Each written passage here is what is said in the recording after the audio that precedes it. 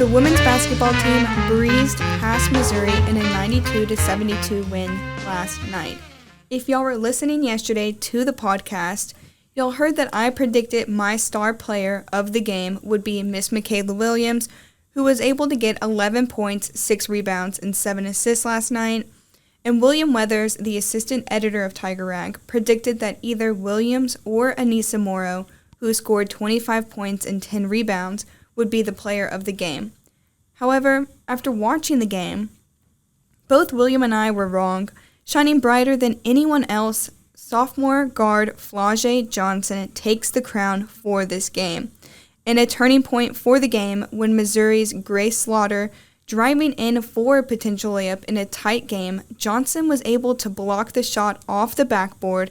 The ball then ricocheted to Michaela Williams, who spotted Angel Reese ahead of the pack for a game-tying three-point play.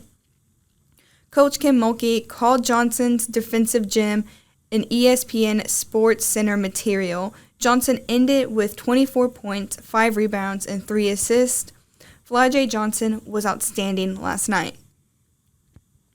Last year, the gymnastics team went all the way to the Final Four, even after facing some adversity, causing it to be an exciting season and showing a lot of promise for 2024. They will be starting their climb again tonight against Ohio State inside the PMAC at 7:30 p.m. If you can't make it inside the PMAC, you can also watch it on the SEC network. Tomorrow night, the men's basketball team will be tipping off at 7:30 in College Station against Texas A&M. Both times last year when these two teams met, the Aggies beat the Tigers 69-56, and in their second meeting of the season, the Aggies won 74-62.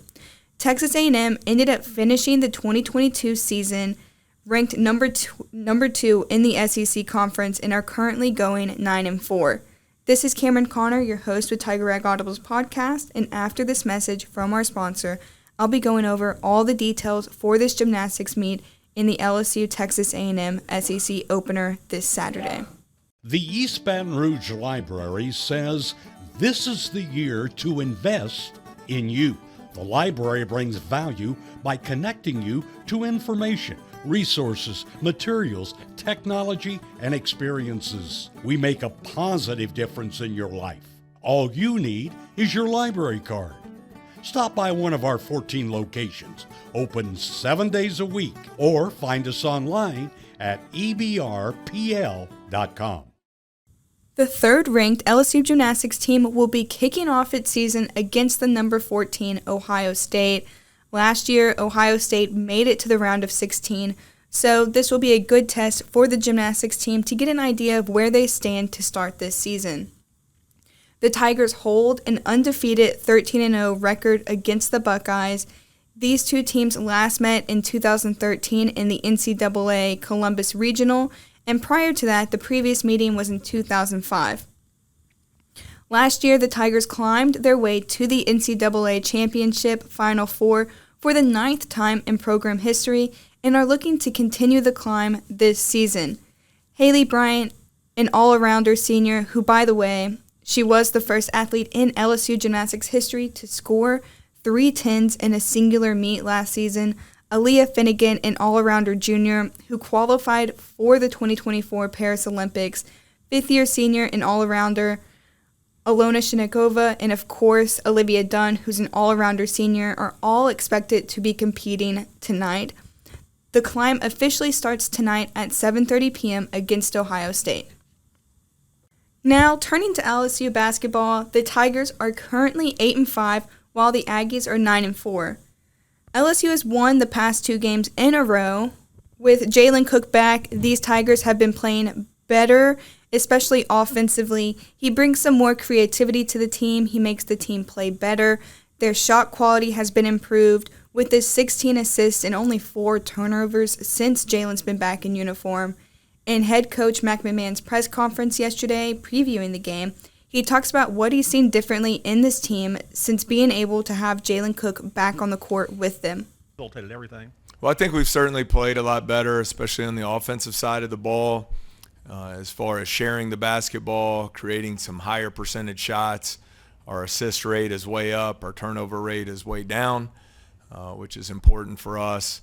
You look at the last 2 games, I believe we're 40 assists to 22 turnovers.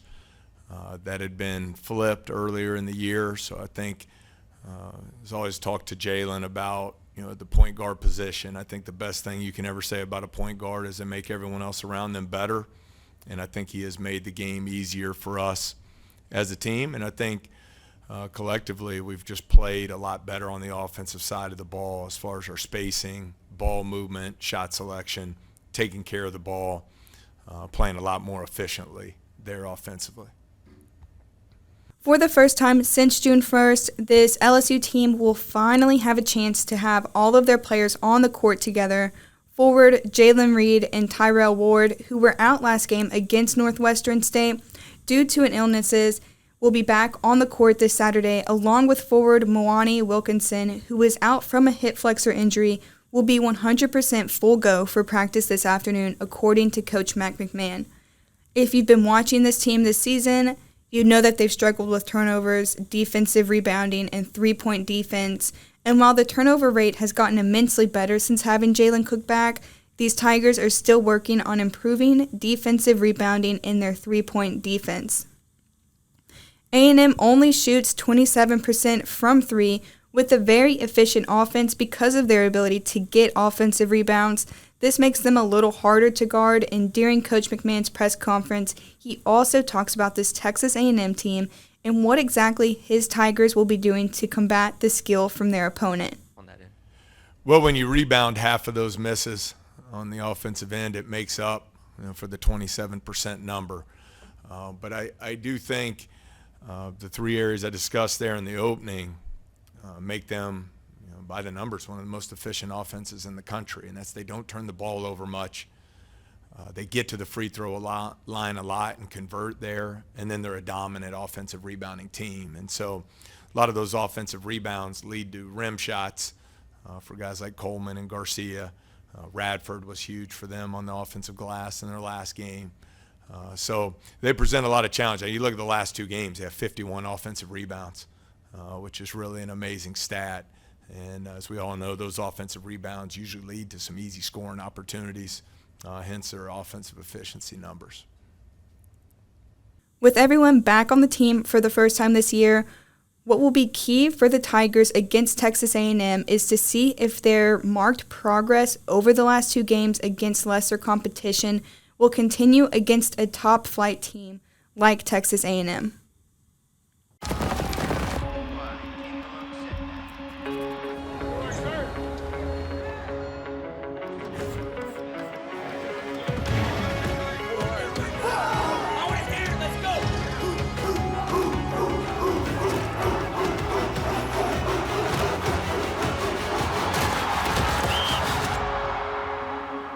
It's your time to move things forward. U.S. Army Reserve. All right, that's it for today's episode. Just a reminder that the gymnastics team will be kicking off their season tonight at 7:30 p.m. in the PMAC. If you're not able to make it to the PMAC tonight, you can also watch it on the SEC network. The men's basketball team will be tipping off Saturday, January 6th against Texas A&M at 7:30 p.m., which will also be broadcast on ESPN. The women's basketball team will be playing its second SEC game of the season on Sunday at Ole Miss. The tip-off for this game will be at 2 p.m. Central and will be on ESPN. Thank you guys for tuning in. This is Camryn Conner. We'll be back to you guys next week. Expect more updates on the LSU football coaching situation as that story develops. Check with TigerRag.com for updates on this situation, any news regarding the transfer portal, and all things LSU sports.